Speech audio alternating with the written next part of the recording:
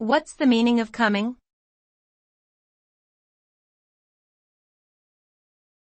Coming.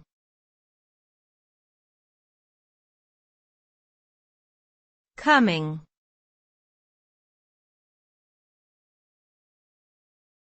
Coming.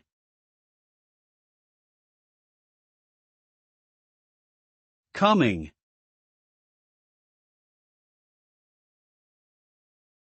The word coming is the present participle of the verb come, which means to move towards or arrive at a particular place. The result of coming can vary depending on the context in which it is used.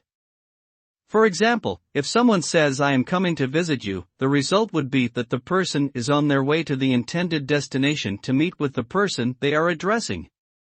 In general, coming implies motion or progression towards a specific location or objective, and can be used in various contexts such as travel, events, and relationships.